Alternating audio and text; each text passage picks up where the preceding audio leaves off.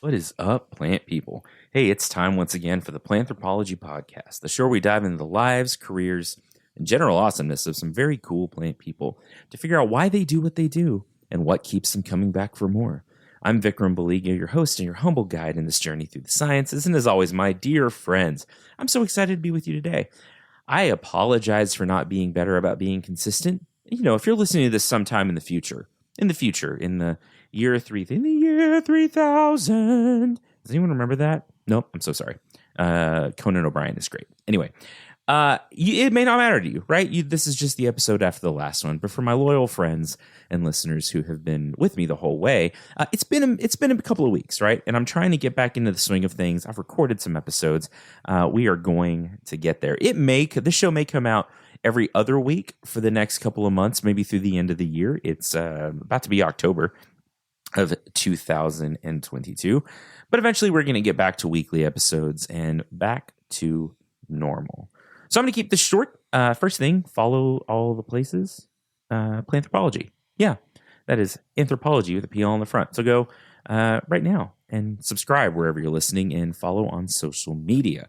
The other thing, this is a super exciting episode because my guest today is one of the crowd favorites from the past. This is my friend Nat Sabin, who is the host of the Across the Ages podcast. She's an ecologist, she's an educator, and she is just an absolute lovely delight of a human being. I love Nat to death. And I'm so excited that she actually was willing to come back and talk to me again. We talked about plant hunters, people that throughout history have gone and found new species of plants and hunted for plants, but in the process have contributed a lot to the scientific community and to the scientific study of our friends, the plants. And so this was a great episode. Natalie did a ton of research for this. And again, is just an absolute delight. So I'm glad to have you with me without too much more rambling, which is maybe this is less rambling than normal. Maybe it's more. It's hard to say. It's been a minute. Let's listen to music and let's jump into episode 86 of the Planthropology Podcast, Plant Hunters, with my dear friend, Nat Sabin.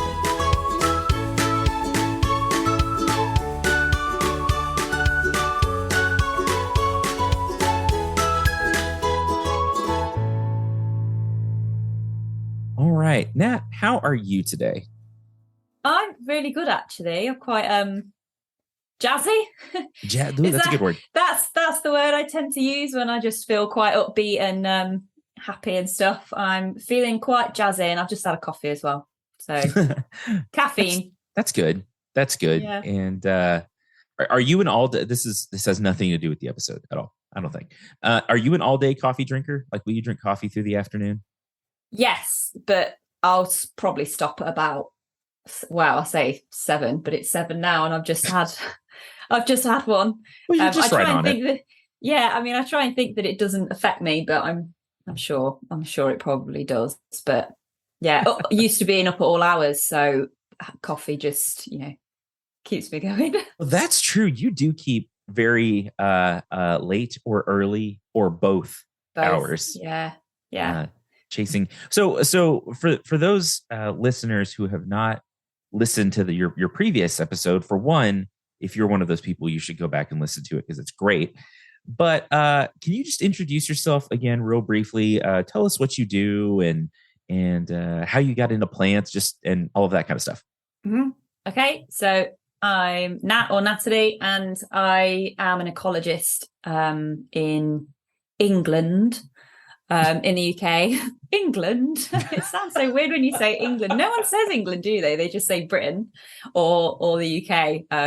But anyway, so I am a consultant ecologist, which means if you want to build something in the UK, you will not like me because I will go around and say, well, you can't do that because there's a badger set there. You can't do that because there's a bat roost in that tree. So you can't cut that down until you get a license to cut it down. And we move that back to a new little house. And so I cause a nightmare for housing developers because we want to protect the wildlife. So the the sad scheduling is for us to do bat surveys. Often we have to be up quite late because that's when bats are up, and we have to be up quite early because that's also when bats are up and also when birds are up. So when I do bird surveys, I have to start at dawn. And so the survey season, which is sort of March to September, is a riot.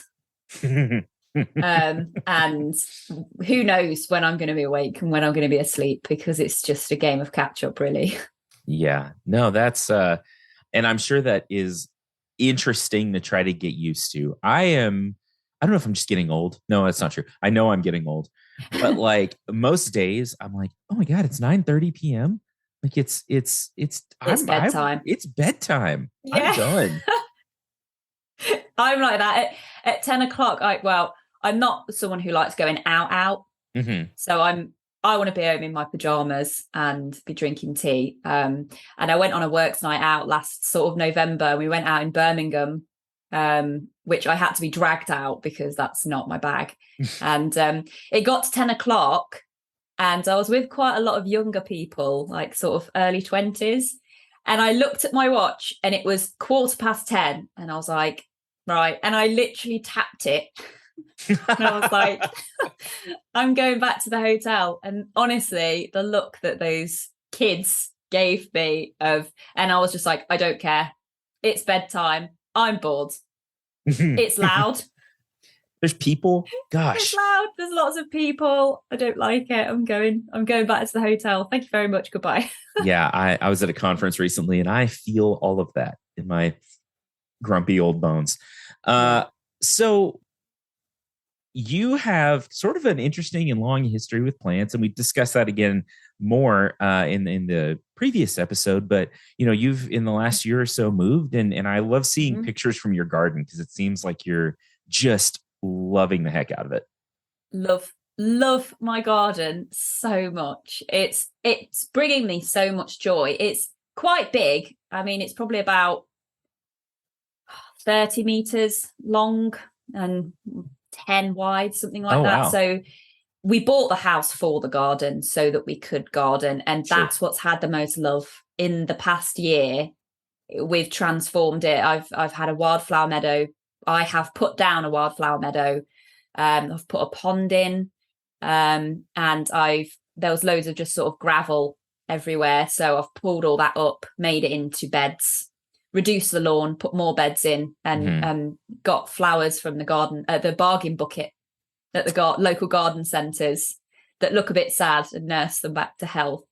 But it's been so nice to see stuff flourish that's ours, and also seeing what's already there and what's coming up, and going, what's that?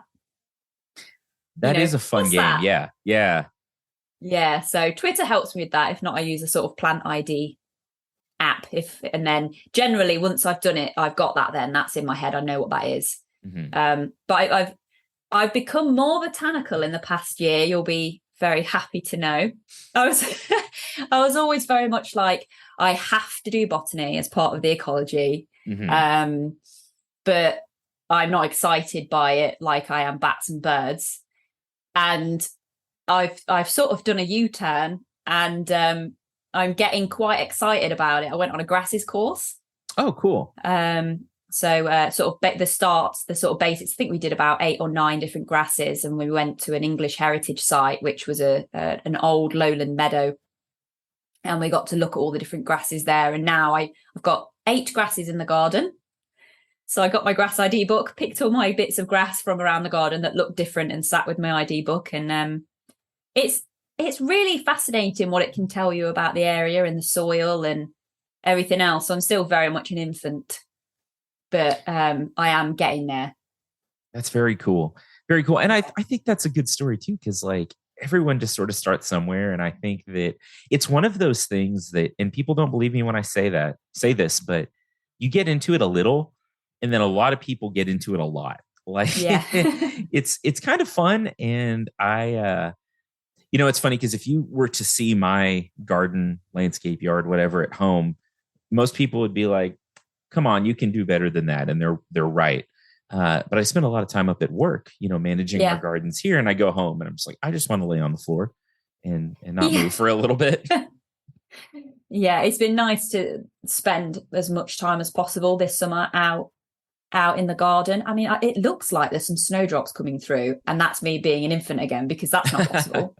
But it's something that looks like snowdrops, but I'm just waiting Cool. to see what that is, because I've not planted that. Yeah. So I'm sort of, it's nice to wait. And we rescued a rose that was in shade, quite a lot of shade under some ivy. And it had one very sad looking rose on it earlier in the year, and it smelled incredible. And I put it on Twitter and I said, does anyone know what this rose is? Because I wanted to know if it was a climber, because we were putting an arch in made of pig fencing. Because who wants to spend money on a really expensive trellis? Oh, yeah. No one. Oh, yeah. So we got a massive roll of pig fencing from a local farm shop for like 20 quid and put it up. And someone, a gardener got back to me saying it was masquerade. That's what it was called. But they said, don't dig it up until October. Well, patience is not my thing. So we were like, we convinced ourselves that it was going to die if we didn't move it, and dug it out and moved it onto the archway, and we nursed that like a kitten. And well, I learned stuff about the roots and how it's the sort of the little hair roots that I'm sure you know what they're really called, but the little root hairs. No, that's right. Root hairs. Okay. Those are the ones that are picking up loads of the water. And even if you are very gentle when you're moving it, you are breaking a lot of those off, even if you're trying to keep the root ball. And my other half moved it over. And so we were drip feeding it from the hose to try and give it a bit more chance to get it in. And we were misting the leaves and stuff. And now the first ones come out today. It's been going and going. We've been like getting the aphids off it with like a paintbrush, and I think a sawfly got one of them, sawfly larvae, but it's now starting to come out, and it's just so rewarding that that's been 2 months in the making. That sort of, looking after it, and now it's just like my baby. I rescued it. Yeah, and that's now awesome. It's flourishing. Very cool. And actually, I think I saw your picture earlier. Your rose picture a little while ago. That's the one. Very pretty. Very pretty rose. Yeah, red and yellow, and then sort of going a bit more creamy as it opens. So yeah, it's pretty. Very cool. Well, that's actually a great segue into what we're talking about today, and that is like plant hunters and plant collectors over time. And for those of you that don't know, Natalie's the host of a great podcast called Across the Ages, where she talks about the history of all kinds of things, of things. Yep. And so you had approached me a while back, just saying, hey, I would love to talk about, the history of plant hunting, plant collecting, all those things. And I think that it's I love this topic because people don't think, I think a lot about, okay, well, how did we find this plant and then put it here, and find this plant and put it here? And why did we do these things? And it's this fascinating, both story of ecology, but also human industry and the weird things we do to nature as we try to sort of bend it to our will. So why did you pick this topic? Why do you think this is something that's fascinating? I think it's partly to do with exploration. I think a lot of these sort of plant hunters just sort of went off and just decided to go and collect a load of plants. They didn't know where they knew where they were going, but they didn't really know what they were expecting, and they were just like, oh, this is new, I'll have one of those. The amount of months it takes for them to get there on ships and stuff as well, like it's not just hopping on a plane and going over, which still takes God knows how many hours now. But and going, I think the things that are new to science are very exciting, and I think that the sort of, I guess, I mean, we start in the 17th century. So a while ago, that was the sort of heyday, sort of 17th, 18th, 19th centuries of look at all these new things that are exciting for science. And now we still do find things that are new to science, but it's very much few and far between, I think. So the age of discovery and the age of sort of navigation, being able to get, and just a bit of colonialism knocking about there as well. Oh, sure. Which we'll keep in mind. But it's just incredible. I like it. History and plants, history and nature, the two things that I really, really like. So this was going to be a little perfect topic. Cool. Well, yeah. You told me you've got, the history of several different plant hunters, plant collectors, and I Yeah. think let's just jump into it. All right. Well, quite a few of these I got from. I actually mentioned to my director, the big boss of my company, that I was going to be guesting, and he was just like, oh, "Hang on, this is before I'd done any research," and he just sort of rolled over and got like 2 books out, and just handed them over to me, and he was just like, "Did you know about this person? Did you know about this person?" Because he's a botanist. That's his. Oh, that's cool. That's his jam. And so he sort of handed me these books. So quite a few of these are information out of those books, which I can't think of what they are at the top of my head, but actually they're here. One's called Flower Hunters by Mary Gribbin and John Gribbin. Okay. And actually the other one I haven't read, but I'm looking forward to it, which is Orchid Fever, a horticultural tale of love, lust and lunacy. Oh, wow. By Eric Hansen, which looks quite fun to read, but I think I got quite a lot of the information off the Kew Gardens website. So the first one we're going to go into, because it started a little bit of a man fest. So I went out of my way to go and find some women plant hunters as well and managed it. So I was quite happy with that. Okay. Cool. I'm probably going to pronounce this wrong. She is Swiss, but Maria Sibylla Merian. So she was born in 1647 and died in 1717. So she was sort of for the most part in the 17th century. So we're going to do it in date order, because that is how I roll. I like it. Okay, so I think she was German-born Swiss. So she is this incredible painter. So a lot of the women I found when I was researching, as women botanists or just botanists, but I'm trying to differentiate, were very much painters, because that was seen as an acceptable hobby, an acceptable vocation for women. But these ones stuck out a little bit more as not, I don't mean not just painters, but actually went out to get specimens. I think that's what I was looking for, rather than just incredible illustrators. Yeah. So born in 1647, her stepfather was a painter. So he taught her how to paint. So she published a 3-volume series of these like incredible illustrations. You'll have to have a look at them because they're amazing. And it was called The New Book of Flowers. So when people looked at them, particularly because it was a woman that did them, they didn't really pay them much attention, and they just thought that they were quite nice and they were useful for designs, for embroidery. Okay. Basically, which I mean would be very, very cool. Yeah. But what was really interesting about her is that she was really interested in entomology as well. So at that time, insects were either ignored because they were inconsequential or they were disgusting. She didn't agree with that. So she made it her mission to observe them closely and properly, and actually illustrate them with the plants at the same time. So she's not just a botanical illustrator. She basically included insects in all of her drawings, which are very, very beautiful. So do you want to guess how many insect species she observed and collected? I'm trying to come up with a number that, it's funny because when people ask me questions like this, I'm like, I want a number that's a little ridiculous, but not like, I'm going to say 1,500. I don't know. Nowhere near. Okay. I just threw a number out. I don't know. Yeah, I know, it's my fault. So she observed the life cycle. So she actually collected these and observed the life cycles of 186 different insect species. That's so cool, though. That's still a lot. That feels like a lot. It is quite a lot. And she published The Caterpillar's Marvelous Transformation and Strange Floral Food. So what was bringing it back to plants? She was one of the first people to realize that butterflies and caterpillars depending on a particular food plant. Oh, cool. So yeah, she was one of the first people to properly have a look at it, which people didn't really care about at the time. What was super, super cool, I mean, some sources say that she was a self-funded expedition.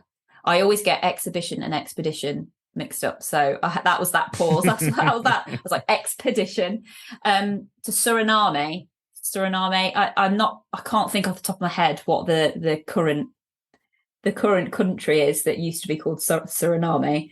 I'm gonna look it up while you're. Yeah. So she actually, and then some say it was self-funded. Some say that the city of Amsterdam sponsored her, because by this time her books were out and people were like, this guy, she's actually super cool. In 1699, she just traveled across the world to collect plant and insect specimens. Like, if you think of the 17th century, and I guess going into slightly the 18th century, this is like women were not allowed to go to the market without a chaperone, you know. Yeah. And I just find that just absolutely incredible that she's one of the earliest sort of botanists that we're covering. And she was 52, and she took her daughter as well. So the area was like French, Dutch and British Guyanas. For 2 years she went round, and I just thought that was really cool. I mean, it's difficult to get across on a podcast how incredible her drawings and paintings were, but it's very cool, and you should definitely go go and have a look at them. Yeah, and I'll include links to some of this stuff in the show notes so people can go check it out. But you know, and you make a really interesting point that when we talk about especially women in these times doing incredible things like this, the context of women weren't allowed to do stuff like, at the time makes it so much more mind-blowing. Like the thought of someone traveling around and doing that today is incredible. You'd be gel, wouldn't you? Yeah and so like at the time, you know, people that sort of blazed new trails in a lot of ways, especially women who were, I don't know, brave enough, or maybe there's a lot of bravery involved, but maybe even had just like the force of will and force of presence to make something like that happen is just really cool. Yeah, I think a sort of side note, I think I remember I mentioned it in the last one. These people are all well-to-do. Sure. All these people that I'm talking about are well-to-do. They have money. They're able to go and travel and do nice things and explore their scientific interests and have time to do that. So bear that in mind. It's usually well-off people. It's not us that would have been able to go and do that. No. Yeah, no, I'm not probably. I'd have been a wife. And a child, and you know, I have to do my job to have food and stuff. So like, yeah, that's kind of an interesting that is an important point when we talk about all of this, I guess. And in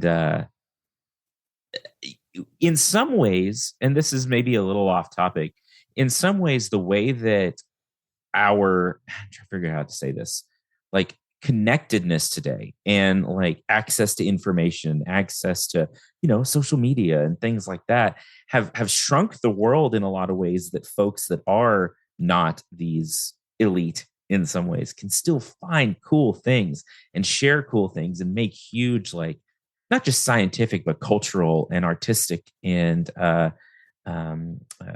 societal contributions. Like, I feel like it has opened up this whole world to a whole bunch of other people. I mean, you know, obviously there's many countries that you and I have never been to, but we've seen God knows how many pictures and videos of, you know, different climates, different habitats. And so to an extent, even if, say, I was going to go to Borneo, you know, I would pretty much I'd know what to expect to an extent. It's not the same as being immersed in it, but imagine living in 17th century England in, you know, a thatched cottage and heading over to a completely different biome. Yes. It's just like, I vote yes. And it being like boiling hot and, you know, incredible plants and flowers and insects. And one of the drawings that she did is of a Goliath bird eating spider. And she's drawn it with a hummingbird, like it's eating a hummingbird.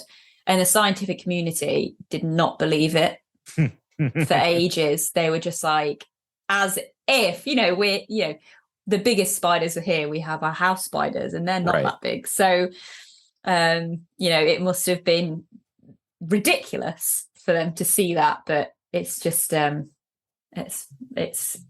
must have been mind-blowing stuff, really. Yeah. So Yeah, for sure. It's pretty cool. Yeah. You ready for the next one? Yeah, let's do it. This one's a lad. This one's a dude. Okay. His name was John Ray. So around the same time as Maria, is 17th century. I didn't write down exactly when. I've just put 17th. So 1600s at some point. Mm-hmm. So this guy wasn't someone who actually went to loads of different countries. He was just a botanist who loved plants in his own county.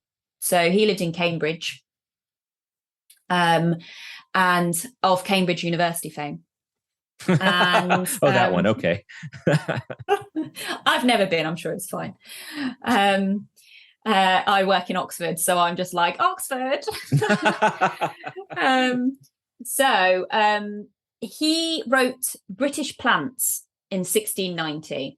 So he grew up with his mother being a folk healer.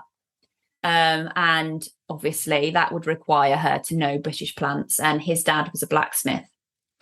So he was quite a curious kid by all accounts, and saw plants and just wanted to know about plants. So he wanted to do his own experiments, and I've written, and get all sciencey is what I've written, at Trinity College in Cambridge. But he wasn't doing botany yet. He knew stuff because his mum was a folk healer, and obviously, well, I'm surprised she wasn't hauled in for witchcraft, because that's the sort of thing that poor women would have been hauled in for, because they know too much, too clever. Witch. Yeah, she's smart. She must be a witch. Yeah, exactly. She's helping everybody. Kill her. So he was lecturing in Greek, maths, and humanities, but in his early 20s, he got poorly. He got ill, and so he'd been subscribed fresh air during walks.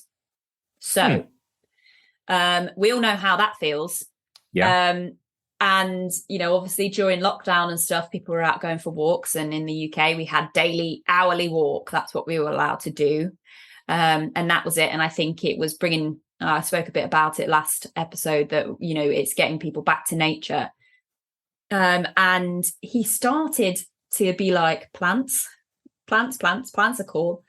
And he just started getting obsessed with them. So he got excited about botany, and he wanted his friends to get excited about botany as well. So in 1660, he wrote the Cambridge Catalogue of Plants, which was all British plants that you can find in Cambridge, because he wanted to get his mates involved so that he could talk about them with them. That's funny, because he's like, I love that. And maybe that's why I'm on TikTok. I don't know. Anyway, it's funny. He's like, I have to talk about this to someone. And if all his friends are like, I don't care about this. He's like, they've not got TikTok accounts. Yeah.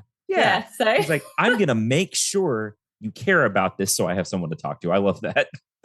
Yeah. So he made a catalogue of plants. He had a friend called Willoughby, who he went on sort of local travels with. He did this Willoughby guy did birds, beasts, fish, and insects, while Ray did the plants. Okay. But one thing that he was responsible for that is significant is he was responsible for grouping plants into families. Okay. But he called it something slightly different. So he put them into genera, would be the order. So our modern order, he called genera. Then species subalternae, which is I've put general, and that's not correct. That's genera. So he sort of like it then moved along. And then species infirmae, which would then be species. Okay, got it. So he started going, actually, we should probably start grouping these. And so he also classified them into habitats, families, distribution. He described lifestyle, the lifestyle of plants. I would read that book. Yeah. Life cycle. And he talked a lot about seed germination. So paid attention to that quite a lot. So, I mean, he's not going off traipsing around the world, but he sort of started that let's put plants into families thing. Yeah. That is very useful now. It's pretty important. Pretty important. And I think, that actually brings up an interesting point where, again, I'm struggling to figure out how to say some of these things. We have this idea of to see nature, you have to like go, I have to go and go see a national park or a forest or these far off destinations. And I like the way that he was thinking about it, because I think about this a lot. Like, no, there's like stuff where you live, wherever you live. Yeah. It may not be this big ancient forest, but goodness, there are so many cool plants and animals and wildlife that maybe nobody has ever seen before, just in the places you live. Yeah, I was working the other day and I was on an A road in Oxford, which is absolutely living the dream. It's a dual carriageway, so 60 mile an hour, walking along there, and we saw a pyramidal orchid. Oh, cool! Just opposite a petrol station, just sort of on the side of the path. There was like a plastic bottle next to it. Like you would not expect to see that. And those three of us, and we just sort of stopped and went, oh, orchid. It's amazing. And they can pop up in the most strangest places. And the thing is, you can't really grow British orchids, really. They have to you'll know stuff, but they need rhizomes. Yeah, they need special things. Yeah, so they are where they are. You can't just be like, I want them in my lawn. If they're in your lawn, you're lucky, but you can't really get them. So to sort of spot one in just a crap place, yeah, and you don't expect to see it, and you did so, and we did so. Just keep your eyes open. This is very cool. We have something similar here, and I know you probably don't know a ton about the weird place that I live, but it is a sort of high altitude prairie. I live on top of essentially a big flat rock, and it's we're at about 1,000 meters above sea level here where I live, and it's flat. We have a 1% slope running hundreds of miles in every direction, and it was a grassland, like a medium grass prairie. And so as far as you could see, it would have just been like grass, and it must have been very intimidating. I think coming up on this. As the Europeans moved this way, they actually it was not really westward; it was sort of southward from Mexico. But anyway, about 45 minutes from where I live, and it's funny because in Texas we put everything in terms of like time, because if we start thinking about the distances, it's really like offensive. But not too far from where I live, there's this little right off the roadway. There's a little rest area. Bathrooms and picnic tables, things, a parking lot. But then you go down these stone steps into a natural spring area, and there are endemic terrestrial orchids. There are 2 or 3 species of native grapes and hawthorns and all of these weird things that if you didn't just like take a few minutes to say, oh, what's down those steps, you get back in your car and you'd take off, and that's all you'd ever do. Yeah, it's amazing. You can find stuff. Anywhere. Oh, actually, I saved lots of caterpillars. There was a day, I can't remember what they were now.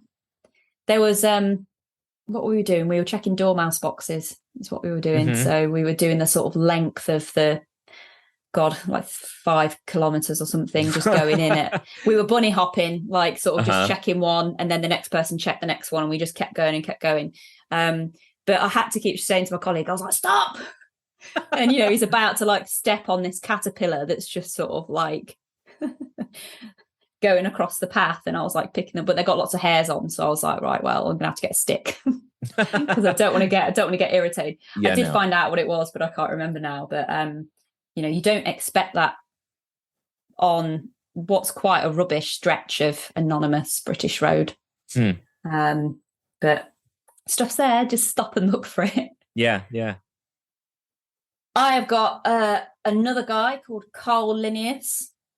Yeah. I don't know. I mean, maybe more sciencey people will know who he is. I'd not heard of him, but consequently, after doing this research, he happened to come up in a topic at work, which was just very, very odd, which I'll go into in a second. So he was an 18th century Swede, another Swiss person. Wait, no, they're two different things. Switzerland and I was just like, I said it, and then I went, no, that's not right. No, he was Swedish, not Swiss. But he was the son of a pastor, and he really, really, really, really, really liked gardening. So he's an amateur botanist. So he had his own garden to look after when he was a kid. And at school, he was known as Little Botanicus. Because he just wanted to spend all the time outside, did not want to spend any time inside at all. He didn't go and study botany, but he studied medicine at university, and he met an older doctor, sort of mentor chap, who introduced him to a herbarium, which I had not read before, didn't know what it was, but that is dried plants stuck to paper, which I didn't. I mean, I know what they are, but I've never heard them called that. Yeah. And he really, really enjoyed doing that. He went to a different university. Have you heard of Uppsala? If you watch any Vikings program? Not really. Yeah, it's Uppsala is it was sort of where Vikings went, and it was like sort of, I suppose, their equivalent to Mecca. Oh, okay. So they would go there, but I didn't do any more research into that. I just recognised Uppsala, and I was like, hang on, that's from the many Vikings programs that I've recognised it. But he got put in charge of the botanical garden. He was absolutely obsessed with lists. He would literally list everything. He would list his friends' hobbies. He would list his friends in order of who he liked the best. Like he was just... He was absolutely obsessed with lists, which then makes sense what he then went on to do. Some historians suggest that he may have been hanging out on the spectrum a little bit. Sure. Which is where all the cool kids live. So before I sort of go to some of his adventures, he described something that he never actually achieved in his lifetime, but they did in the Victorian era. And I kind of want to do this. It sounds incredible, right? So he described the concept of a floral clock. Okay. So I'm telling you that, of course you know this, but different plants will open at different times of the day. So You've got your ones that open early. And then, so what he wanted to create was a floral clock that would open, he'd plant them in a circle, like a clock face, and they would open, on the hour, around the clock. And he didn't quite manage it. I'm sure it's quite difficult. You'd have to have the positioning absolutely exact. And, sure. Everything would have to be in flower at the same time as well, which is obviously quite difficult to achieve. I mean, I find it difficult keeping the garden in flower because I just go mad at the beginning of the year and then everything's gone over in a month and I've just got green everywhere. But the Victorians did it. So 100 years later, they was like, this is cool. And they managed to achieve it. So he wanted to show his students it because he was a lecturer. But that is lovely, isn't it? It's so cool. And I'd actually never heard that before. That is fascinating. And what a cool idea.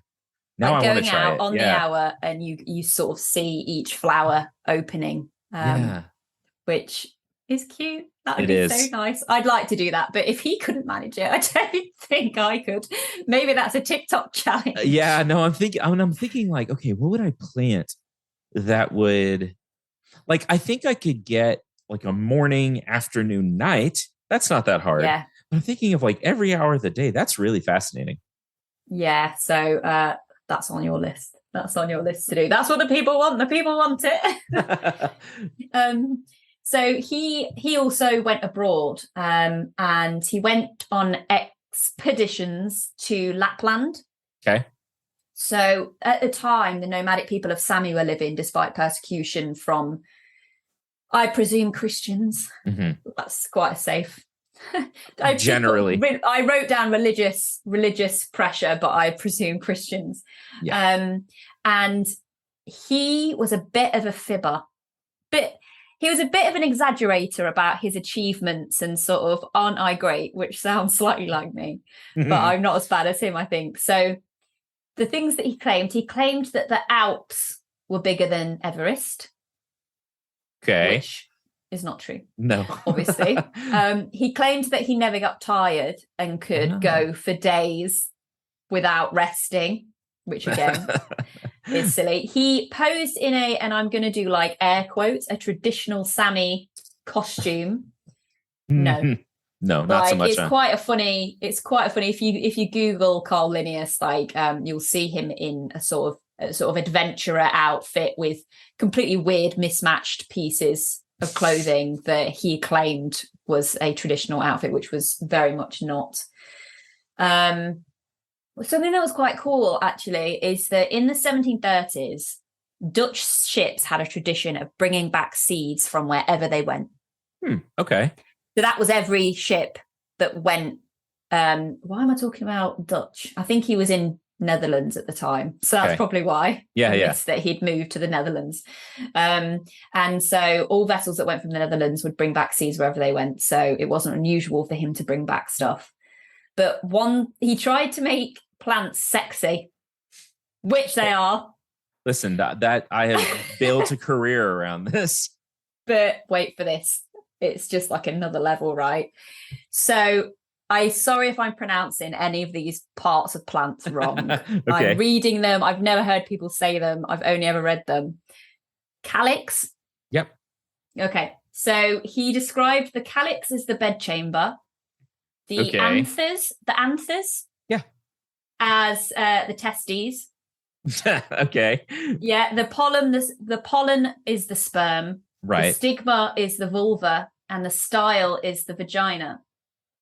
So I think it was a book that he published and he was just like, hey guys, come and get involved in plants. Look, here's the penis. People loved it. Oh, I bet they did. Yeah. They loved it. And it was, I mean, if you think this is the sort of 18th century, scandalous, absolutely scandalous. So people were buying his books and getting into botany, which was wonderful. So when I get back to the lists thing, so he was responsible for binomial classification. Mm-hmm. So he sort of took Ray's, was it Ray? Yeah, he took Ray's sort of classification and sort of redefined it. And that's made me laugh because we do have to put Latin names in our reports at work. I don't know them. So I write down a plant list when I'm on site, obviously in the common name. And then for every single one, I will type in blah, blah, blah, blah, blah, Latin name. And I noticed at the end of something, I can't remember what plant it was, it had L dot. Yep. And I was like, am I supposed to include that? What is that? And I was sat and I just yelled across the room. I was just like, and I yelled out the Latin and I was like, and it's got an L dot on the end. What does that mean? And two of my colleagues went, oh, Linnaeus. Carl, it'll have the shorthand of the person that named that plant. And I was like, never heard of Linnaeus. Yep. Started doing research on him for this episode. And then at work saw this L dot and it happened to be Linnaeus. That's really interesting. And that comes up in a lot of the nomenclature a lot. And if you're one of my students listening to this, don't blame me that you have to learn scientific names. Blame Linnaeus. It's Carl's fault. And, exactly. Blame Damn him. it, Carl. Yeah. Come on, man. Yeah. I did not realize he was such a what's a good word? Colorful character as that. I just always blamed him for having to learn plant names. Damn him. But I mean, thankfully, I don't tend to know. But then when you get one of our principal ecologists is a botanist, that's his. I just think it's because he doesn't want to do bat surveys and bird surveys. He just thinks plants. You can look at plants anytime. That means he can just go out in the day. It doesn't have to do unsociable hours, which, he's got it down. He knows what he's doing. But he'll write stuff in Latin and then he'll give me the plant list. And I'm just like, great, thanks. What's he doing? And he'll do it in shorthand Latin as well. Oh, and wow. I'm just like, oh no. And I'll have to be knocking on his door going, oh, what's this? Thankfully, he breaks out into grasses and stuff. Sure. So I'll see power and I'll be like, okay, I know what that is. That's meadow grass. That's a meadow grass. But yeah, so I thought that was very cool. Cole Linnaeus on his very exciting travels, just making stuff up and blowing hot air. That is really funny. This seems like a great time to take a quick break. So let's head to the mid-roll, and we'll be back to talk about more Plant Hunters soon. Well, hey there. Welcome to the mid-roll, my friends. It's been a while since I've gotten to say that to you, so I'm excited to be creepy and welcome you to the mid-roll. I'm going to keep this one super duper short. Go find Planthropology all the places. I'm on Instagram, Twitter, Facebook as Planthropology. There's even a great Facebook group called Planthropology's Cool Plant People, which I hope you will join. It's a good time. I don't post in there as much as I should, but along with trying to do this podcast more, I'm going to try to get better about plugging into some of the social media. I am also the plant prof in all the places, including the TikTok machine. So I talk about some podcast stuff, but if you want some other information about plants and what I think about bananas and to see some of the doodles my students draw, go follow me on TikTok at the Plant Prof. Thanks so much to the Texas Tech Department of Plant and Soil Science for supporting the show and just for, as always, being so great. I could not do what I do without the Texas Tech Department of Plant and Soil Science, which is my department, and specifically guest from episode number 6, way back when, 2 years ago, Dr. Glenn Ritchie, who is just really a good human being and who runs this department and who has given me so much latitude to do what I want to do with the show. The other thing I want to talk about is my other podcast, In the Grow. In the Grow is a show where we talk about different ways to garden on a budget, specifically for my part of the country, Lubbock, Texas, but in general, it could be something that applies to anyone, wherever you're trying to garden. Good concepts, good plant stuff, and lots of fun and jokes and all kinds of things with my co-host and very good friend, Rachel Boyd, who, by the way, is one of the best jazz singers I think I've ever heard. We're going to see if we can convince her to do that sometime. But we are having a live show coming up on October 15th, 2022. That's a Saturday at 1 p.m. Central Standard Time. It will be streamed probably across my social media accounts. I will have more information about that soon, but we're going to take audience questions. We're going to do a plant swap. We're going to have fun, and it's going to be great. So if you want to join in and be a part of that, stay tuned, follow my social medias, and I'll have links and stuff available for that. It'll also be recorded for you to watch later and posted on the In the Grow podcast feed probably soon after the 15th. So I've got a promo coming up that Rachel and her lovely voice recorded, and I hope you'll listen to that. I hope you'll join us for the live show, and I hope you love the second half of this episode. It's a long one, right? That's okay. Promo coming at you in 5, 4, 3, 2, 1. Let's hit it. Hello, plant people.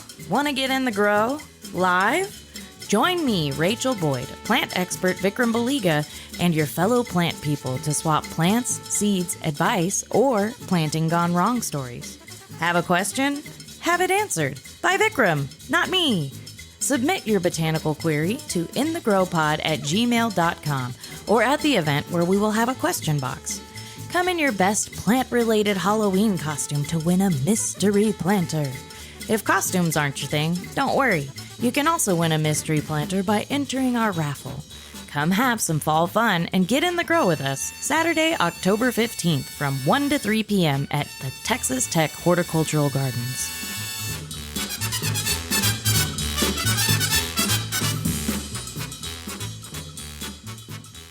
Yeah, so I've got some of these in the wrong order, actually. I'm going to move one a little bit. I'm going to go to her afterwards. I've got Joseph Banks. Okay. Does he ring a bell? Okay. In a weird way, yes. There is, okay, I don't know if this is like an internet. There's a clothing store, like a men's clothing store called Joseph A. Bank or Joseph A. Bank. Yeah. And it's weird because he doesn't stick in my mind as a plant guy, but my mind immediately goes to this clothing store, and they do this is again completely unrelated. They do these ridiculous sales where they're like, buy one, get one free on sport coats. And then you look and the sport coat's $1,000. And you're like, wow, how about you just sell them for half that price and I'll buy one? How about that? I don't think I still won't buy one. No, I wouldn't either. I'm just no. Oh goodness, if anyone out there thinks I would wear like a $500 sport coat, like I wear Hawaiian shirts to teach in. Maybe that's a solid maybe. But he was the botanist who sailed with Captain Cook. Cool. Okay. Yeah. So apparently, because I listened to a podcast about Captain Cook the other day, he weren't even a captain. Really? But people just he wasn't even a captain. People just call him Captain Cook. Okay. So, yeah. So Joseph Banks got into botany at the age of 13. So he was around in the 18th century. So he was born in 1743. Okay. So he was walking back home down a country lane after being out with his buddies at the age of 13, and apparently was struck by the beauty of plants. And decided that he was going to learn absolutely everything that he could about botany. So he was this guy who was rich, and he basically bought his way onto Captain Cook's ship. Because he was like, I want to go. And I think he took like 12 staff. Half of this I've not written down, and I don't know why, but this is from memory. So he took like 12 like helpers, and the amount of equipment that he took with him to collect botanical specimens was absolutely incredible.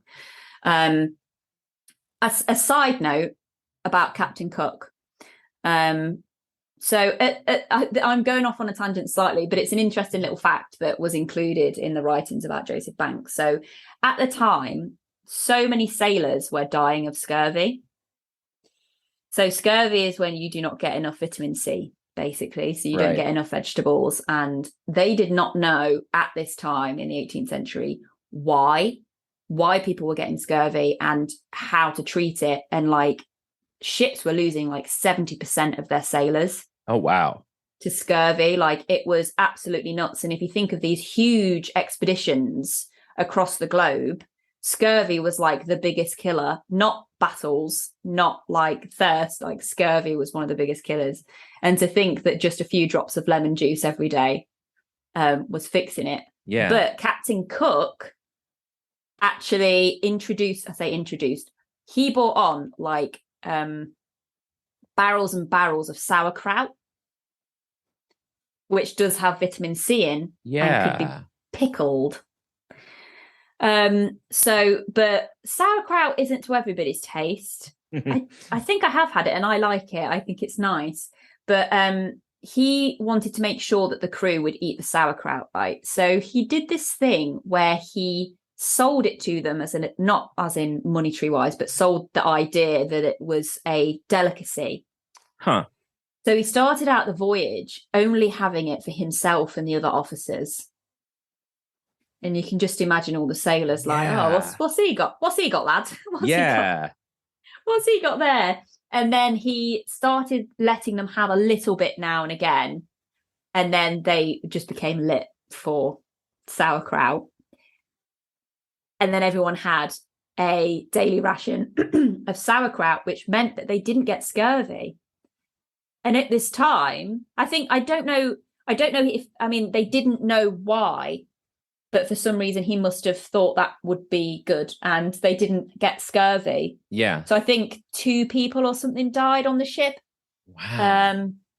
And yeah, so it was just really fascinating. That's so interesting. Yeah.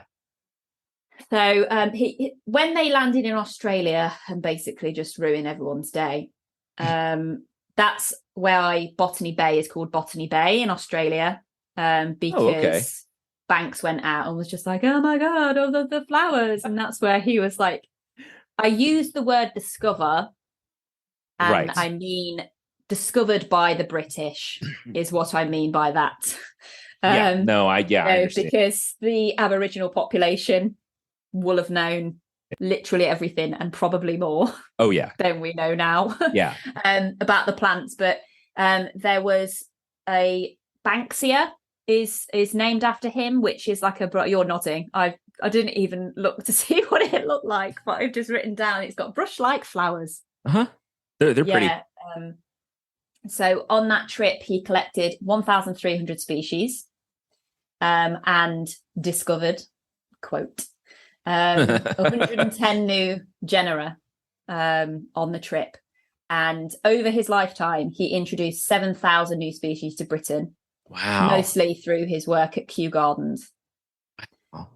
I was recently supposed to go to Kew Gardens for the first time. Yeah? Yeah, I went down to London to see my friend, and I was staying in Hackney with her, and she was like, should we go Kew Gardens? And I was like, that is the best thing you've ever said to me. I'm so excited. And then we were having quite a lot of train driver strikes for better pay. So power to them. I support you. But not when it affects me. So unfortunately it would have been an hour and a half with two small children on a very hot bus, and we couldn't go in the end. So I was so sad. So I've just been watching a documentary on Kew Gardens instead. I'll go one day, but it's a trip down to London and then a further trip to Kew, so it's just a bit of a faff. But that one's definitely on my list too. Someday I would love to get there. I'll come with you. Yeah, deal. Yeah.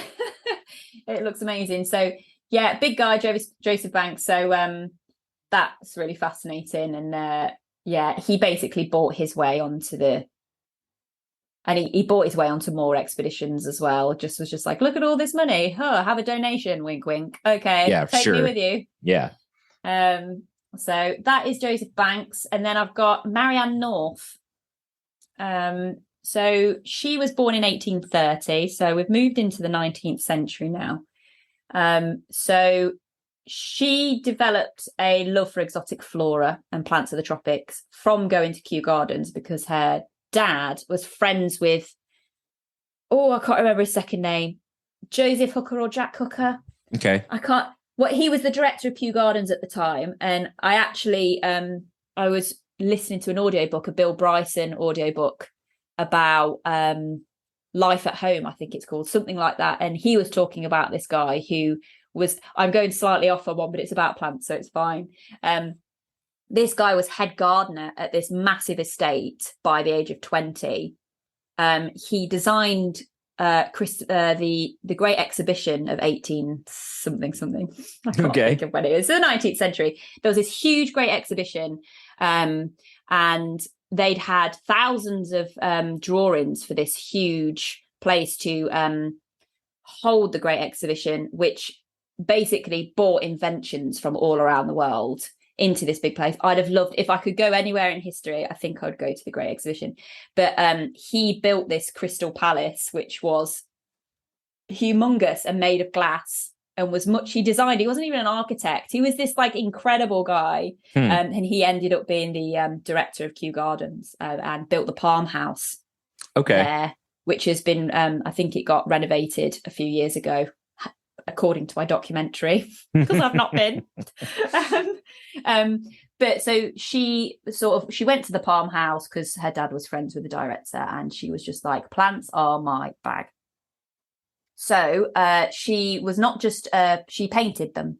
That's how she started. She started painting.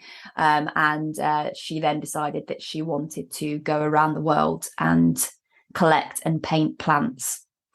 So how many countries do you think that she visited? Okay, I'm going to be her lifetime. I'm going to be more conservative with my guess this time. Yeah.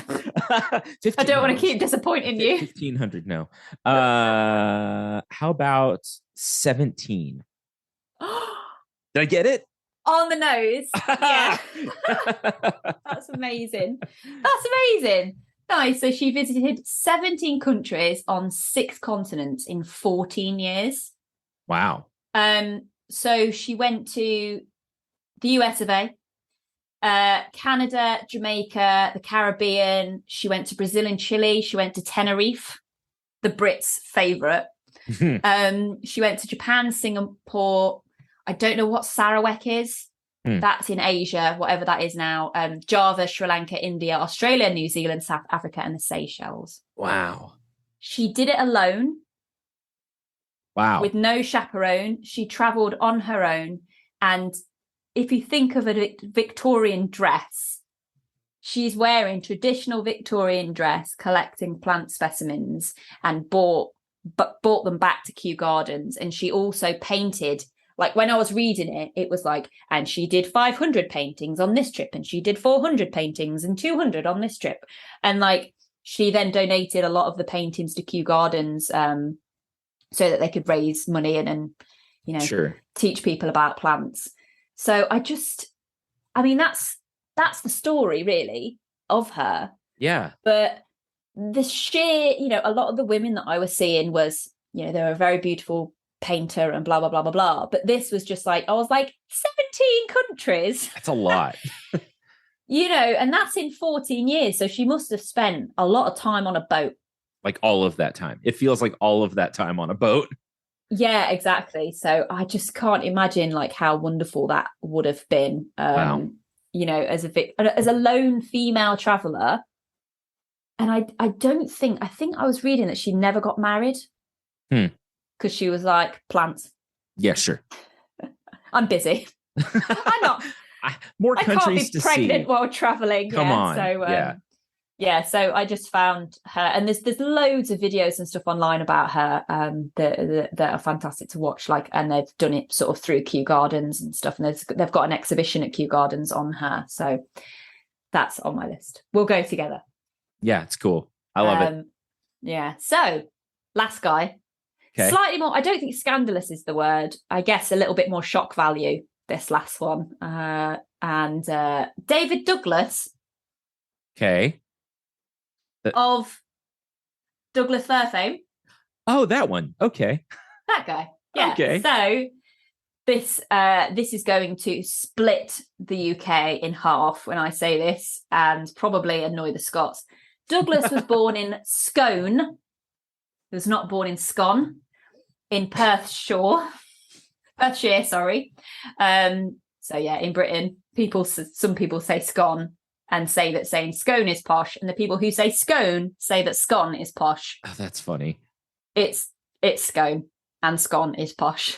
Well, I tend to believe you. So yeah. What would you say? How would you say it as a USer? How's it spelled? Scone. Oh, I would say scone. Yeah, because that's the correct way. Because that's how it's pronounced. Yeah. But then people say, well, you don't say gone instead of gone. And I'm like, be quiet. Maybe I do. Yeah, maybe you don't know. I'll do it now. Just out of spite. Yeah, so he was an apprentice to a head gardener at Scone Palace. And actually, it might be pronounced completely differently in Scotland. I don't know. As a place name, it might be pronounced differently. But anyway. By the way, Scone Palace would be a fantastic name for a bakery. So if any, it would, and I've never seen it. It's got to be there somewhere, but it's a good name. There's just slightly off on a tangent there. There's a sort of regionally across Britain, people will call what I call a cob. You'd call it a biscuit. Okay. But we don't call it a biscuit in Britain. Those are cookies. Okay. But in Britain, for the same thing, it'll be called batch, cob, roll. And I cannot call it anything other than a cob, but I don't live in my native area anymore. I don't live in the Midlands. Mm-hmm. And I went over to Oxford, and I was in a cafe, and I asked for and it says bacon roll. And I'm like, I'm not saying that. And I just said, can I have a bacon cob, please? And he just went, is that a roll? And I thought he was joking along with me. And I said, and I went, no, it's a cob.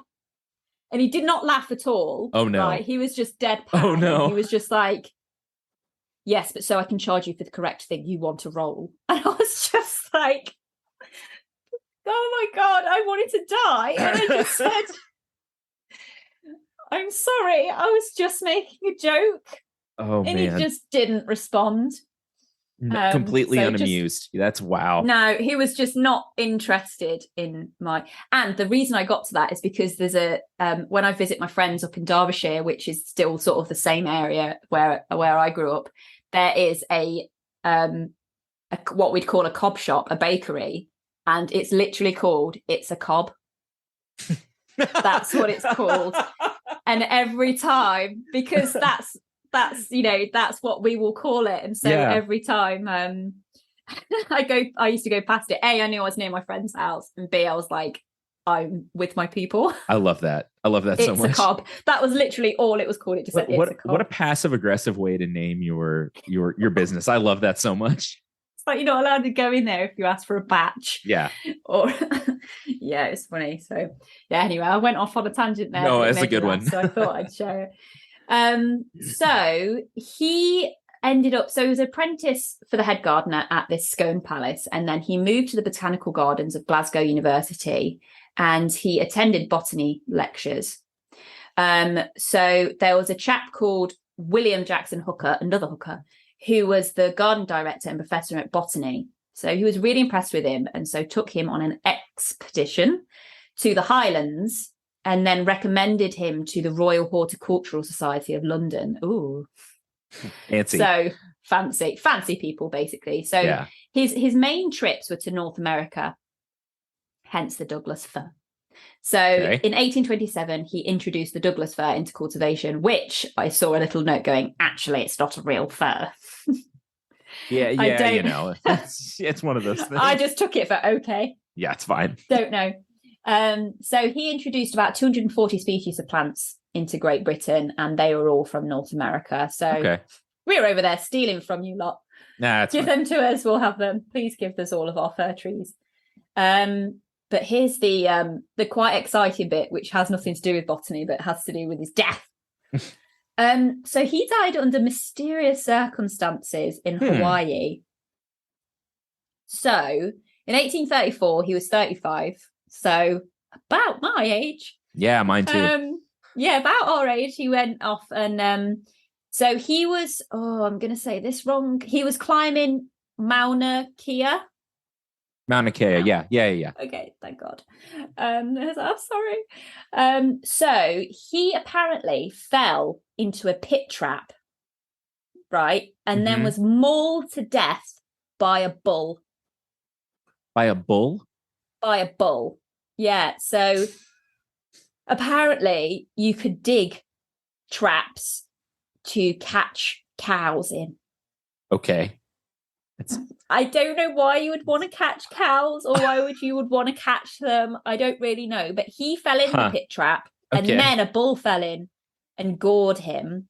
But the reason that it says that it's suspicious, and I read sort of quite a few different things going, it's not suspicious at all. He was mauled by a bull, to this guy, right? So there was an English chap called Edward Gurney, who had been sent to the penal colonies in Australia for some sort of petty crime.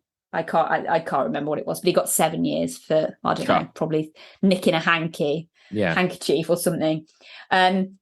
He then, I think he did his 7 years, and then somehow ended up on a boat and decided to get off at Hawaii, and he lived there.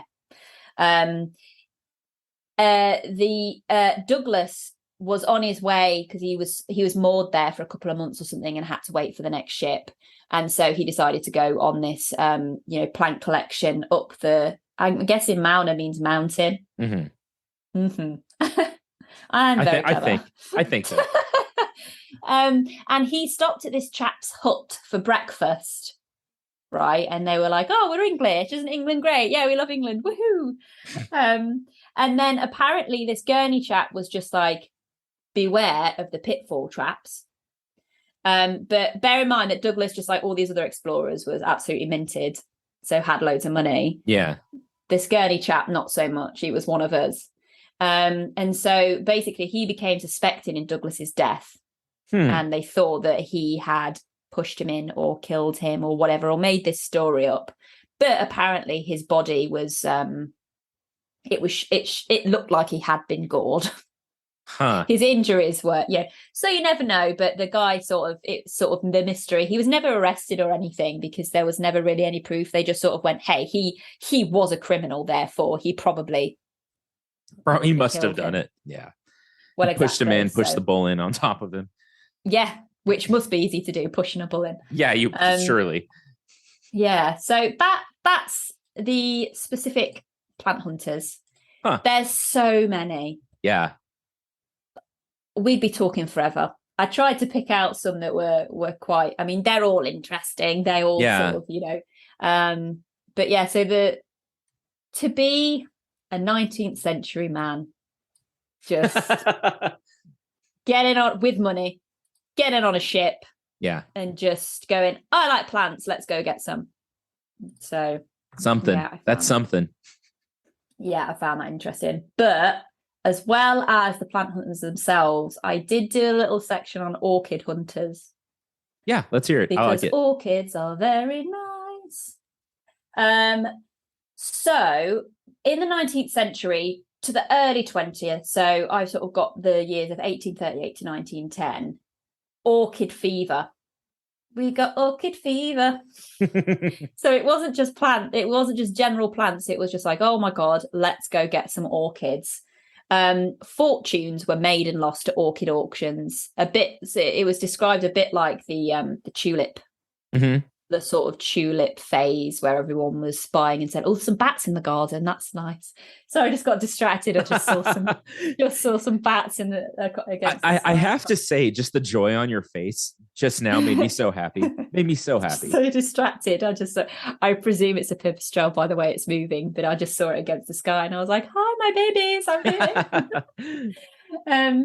So a single orchid could reach £2,000. Wow. Then.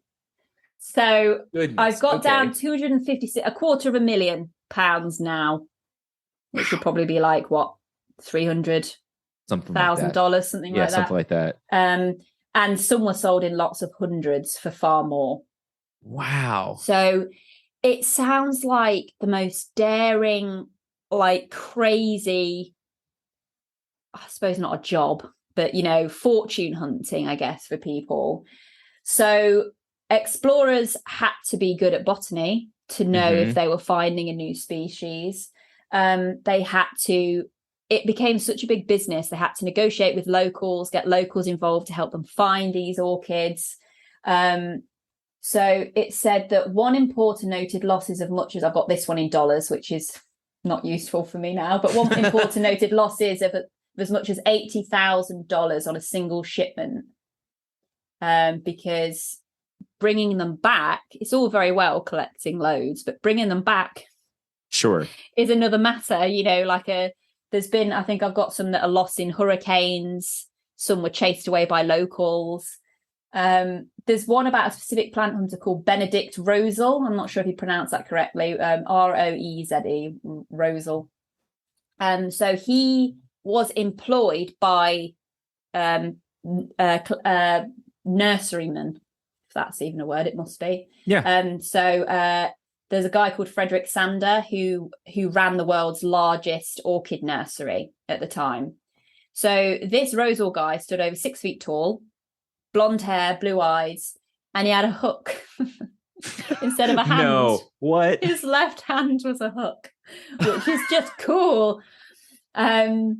So he insisted on traveling alone, but despite what I think would have been quite an intimidating appearance, he was robbed 17 times at least.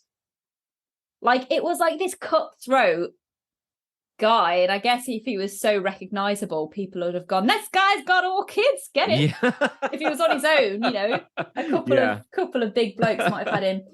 So many consider him one of the greatest collectors of the age. So he identified and collected for Europe. Let me again.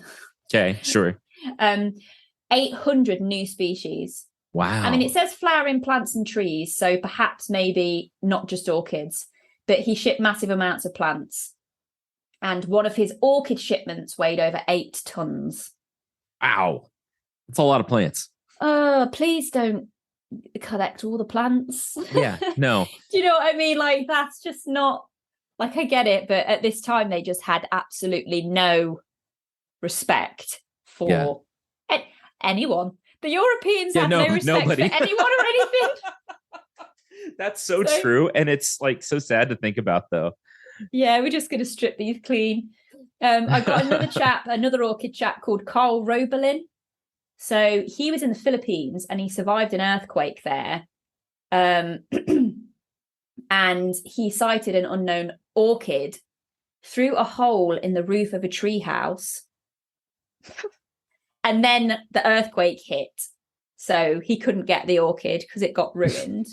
Another time he collected more than 21,000 examples of an unknown, I'm going to hit you with a Latin. Okay, let's hear it. I don't know how to say, but I'm going to try. Yeah, let's do it. Phalaenopsis. Yeah. Did I say it right? Yeah. So he had 21,000. What is that? What is that? So yeah, it's an orchid, the Phalaenopsis orchid. Yeah. It's a very common one, at least in the US. If you're at a grocery store or a nursery and you see an orchid, the odds are very good that it's one of those. Right. Okay. So he then lost them when the ship sank in a hurricane, and he had to go back and get them again. He should have just gone to a supermarket, shouldn't he? Yeah, I guess so. So another chap, William Mykolitz. So he was sent to collect in a remote and dangerous, at the time, New Guinea. I'd love to go to New Guinea. Me too. So now I don't know how much of this I believe, because it's just a little bit like a little bit farcical. But it says he encountered ritual human sacrifices that sent him running into the jungle, where he literally ran into a spectacular specimen. Now, sure, it sounds a little bit, movie. Yeah. Oh my God, the cannibals and ritual sacrifices. But anyway, that's the story. So then the ship, this spectacular specimen, the ship that he put it on, then burnt in port. That has some luck. Got set on fire. And then he had to find it in a different location where some tribes were having a war. And he collected specimens from the remains of slain warriors. But okay. Why would the warriors have the specimens? That doesn't make any sense. Why would they? I don't know. They're not having orchid wars. Yeah, no, they don't care. I mean, they're just plants there, right? Yeah, exactly. But farcical or not, that one made me laugh. So orchid collection on this huge scale eventually sort of wound down and they chilled out a little bit because hybridizing became a bit more reliable and they could produce the plants without going and absolutely ripping them out of the wild and destroying the biodiversity. And then World War I hit, which destroyed loads of nurseries. And I suppose World War I sort of changed Europe massively because changed everything. So people are like, orchids are fine, but maybe we've got more important things to do. Maybe. Yeah. So that's my little orchid section, which I thought was quite interesting because I like orchids. I know a lot of people who will buy an orchid and then when it finishes flowering they'll throw it away. Yeah But you need to neglect them. They don't want your attention. People always say, my orchid's dying, and then you see the roots. They show you the roots, and they're just rotted to death. And it's just stop watering it. You need to water it when you go, oh my God, when did I last water that? I can't remember. I should give it some water. That's exactly right. And that's right. what I say to people. And I've just got one in the bathroom that obviously likes the humidity in there, and it's not had a flower on for ages, but it's had a new green leaf. So it's on the way. And that is such an interesting topic because, you kind of see these trends throughout time, right? We had, tulip mania or whatever they called it. And then the orchid stuff. And then now everyone's all about houseplants, right? That's the thing. Monsteras and other philodendrons and all these other things that, if you get on any of these plant sites, it's $1,500 for a unrooted cutting of some stupid white. I don't know. I don't get it. Come on. Maybe it's because I don't know. It's silly. It's silly. Yeah, Maybe because like I have a greenhouse and I'm like, we just like accidentally break pieces off of stuff and we stick it in dirt and it grows. And I'm like, they're not that special. Like they just kind of do the thing. No, I mean, I've gotten into, I really like variegated plants because they're really pretty. So I've just said to everyone, if you want to buy me a plant, buy me a but to be honest, my house is very, very, very dark because it was built in 1800, like early 1800s. So we moved from a house that had lots of windows and was very bright, and I had loads of house plants, and I've had to reduce them massively. And because they just were dying because they weren't getting enough light. So, but now I've got my outdoor plants. Sure. The trade-off. You know, so yeah, all my outdoor ones, I'm getting like variegated this, variegated that. When I'm seeing something variegated, I'm like, ooh, what's that? I want it. Just because it's interesting. Variegated roses all over them. That is very cool. Love them. That is very cool. Yeah, so I need to, we have some flowers in the garden that have some interesting, variegation isn't quite the right word for flowers, I guess, but they have some really cool flower structure. No. That's the word I would have used too. And I'm thinking about it, and I guess maybe it is. I hear it more commonly used for like leaves. Yeah. But I don't know what other word I would use for a flower. So we're just going to go with it. Because that's what I would have said too. I need to send you pictures of like some of the weird stuff. We see it in our sunflowers sometimes because we just let our sunflowers, cross-pollinate and reseed and just naturally take over. And we get some real weird stuff sometimes. Like one will pop up and I'm like, who are you? Where did you come from? And really that's some cool amazing things. But I've got no end under the bird feeder. Oh, I'm sure. Because I feed them. It's never happened before, but because it's on soil.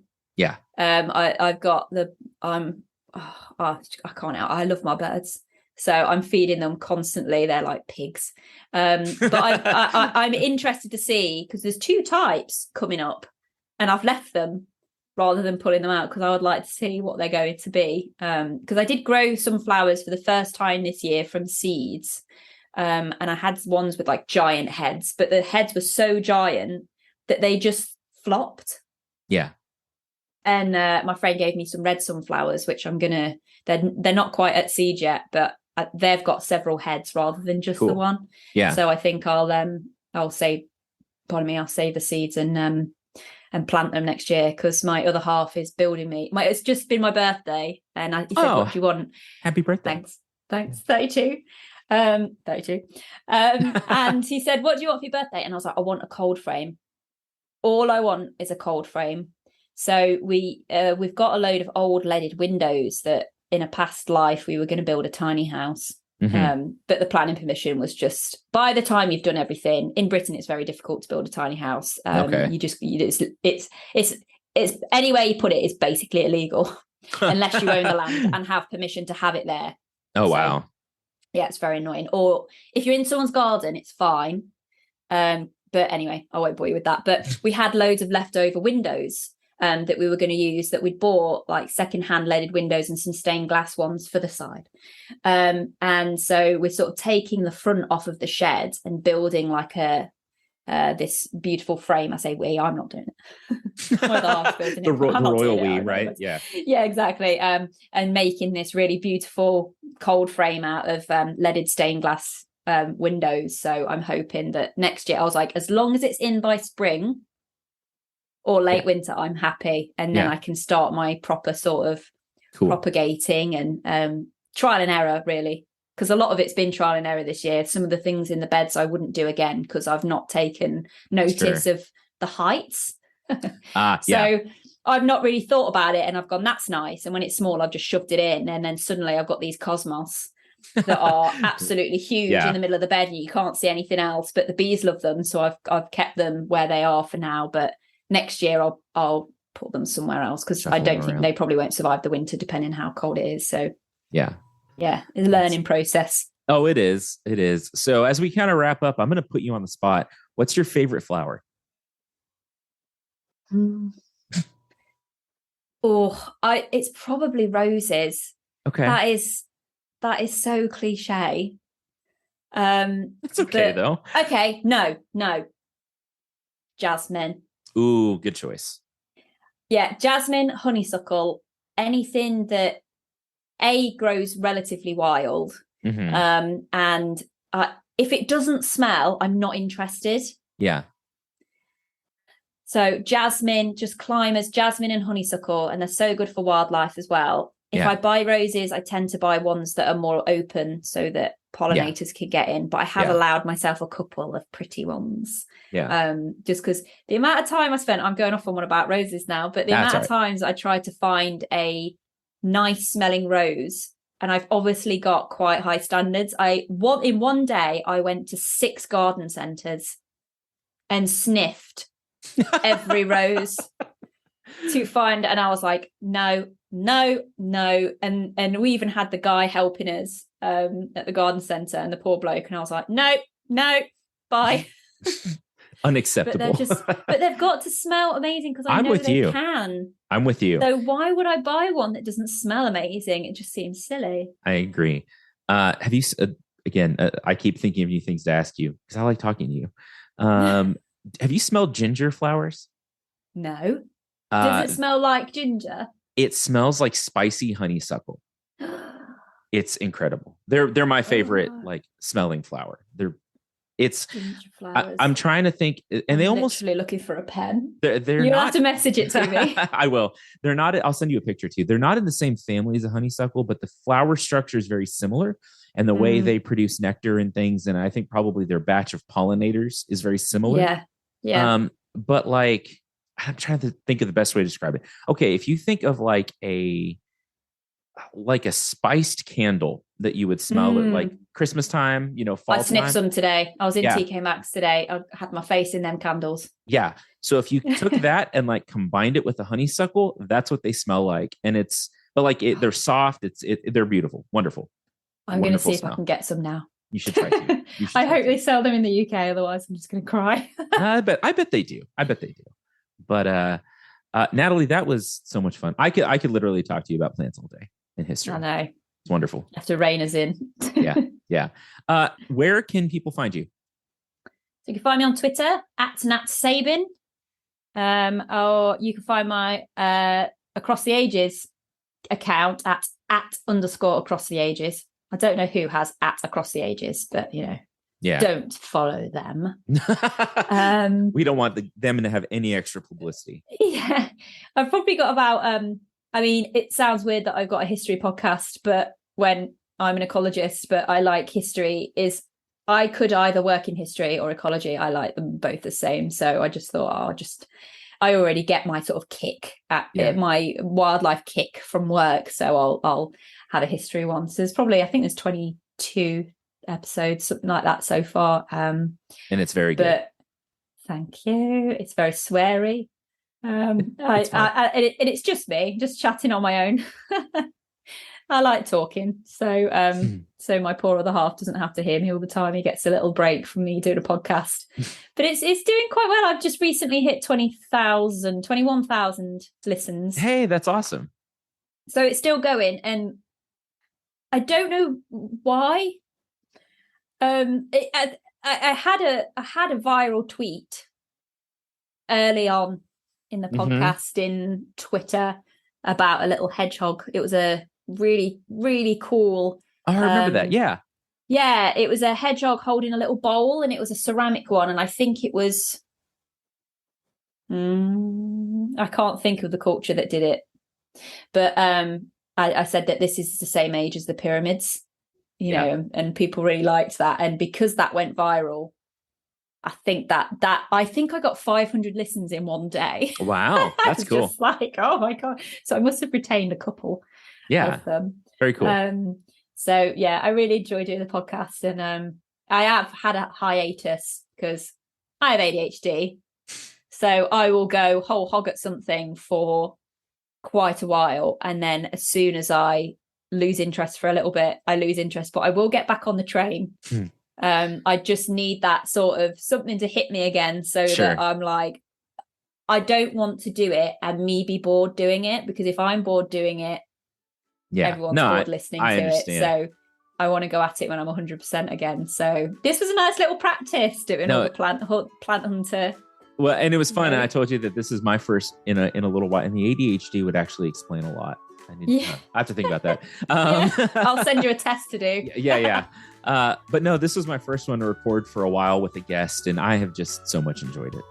Yeah, me too. It's really nice. So thank you very, very much for having me on. Well, thanks for doing it. And to all of you out there, thanks so much for listening. Go check out Across the Ages. Go find Natalie on Twitter and Instagram too, maybe. I am on Instagram, actually. Yeah, same. Instagram at too. Sabin, and at I think _across the ages on Instagram as well. Yeah. Cool. So go check her out all the places. Thanks for listening. Be cool. And we will talk to you again soon. Y'all, thanks so much for listening and for being a part of this as always. You know I do this because I enjoy getting to talk to you and getting to be a little bit of your day. Thanks again to Nat for being on the podcast, for all of her knowledge and research and wisdom and just wonderful personality. Again, she's one of my very favorite people on this planet. Thanks again to the Texas Tech Department of Plant and Soil Science for sponsoring the show and letting me do it. Thank you to you, the listener. If you'd like to support the show, you can head over to buymeacoffee.com/planthropology or visit my merch store by going to planthropologypod.com and clicking on merch. You know how much I love you. Y'all be kind, be good to one another. If you have not been kind to one another, this is maybe a great time to start. I'll be back again next week or maybe the week after, depending on how life goes. Life is complicated. Talking about trees and what happens to them in the fall. Again, I love you folks. You take care, you be good, and keep being a very cool plant people.